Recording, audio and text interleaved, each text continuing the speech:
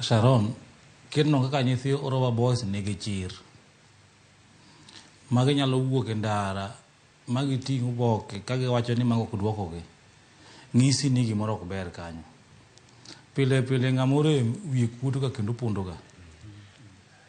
Omiyo adakwani with all fairness, aparo ni exams ma Oruba boys should be remarked mondo nyithindo gi omi their deserving grades. Nikech chir ma nyithindo go wuoyo go to be giwinjo pacho wetewa ma are also education experts osegolo e studio ka nyiso ni what is happening at Oruba is not real. It is true. Amba aja puonj. Pile pile piny mar mok tek ga moloyo piny mar national exams. Omiyo nyathi mo bedo ka yudo ga C mock is likely to get a B minus or a B. And the reverse is always very rare. But in this case, it won't have the reverse, the highest percentage. Adam Rakwa Nek, with all fairness, remark papers Magorova boys and any other school managing issues on their results, want to make the fair results.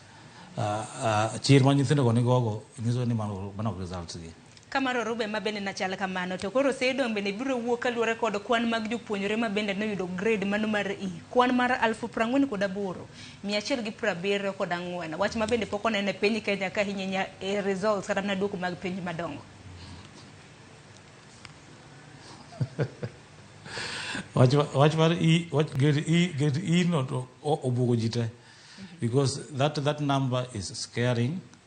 I think that number is scaring. Even if the markers were to award those students E, they would have reconsidered. Can moderation? I think moderation should have been fair enough to give them a grade that can also encourage in life. Life is not about passing exams, and I think it is high time on our markers and the exam council or rethink the awarding of grades so that people should live beyond exams. Otherwise, people will be encouraged to look for ways and means. And then what will happen in life? It will not be good for them and even good for the general public.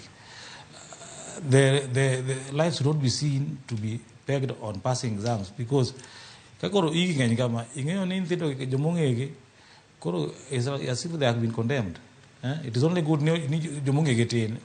figures 14,000. Individual students but if it were known, then I think that would be very unfair for a large number of students to have gotten grade E. Ero kamana inya haneno kanya kwa mgajwang dakika na ngwen toksa ngwen mara okinyi ote magibina no kodhuro meduru mana chwalo ote abro bedo ka somoge lai magote machoka redek auchiel nono mbui mar Facebook, YouTube, mar Ramogi TV bendane no ka wana chiel ka chiel inyalo oro ote magikanyo abro bedo ka somoge koka mano yena mar mono miaka yo mokuonge twak makama haduogi mathuth bende wang'yene bende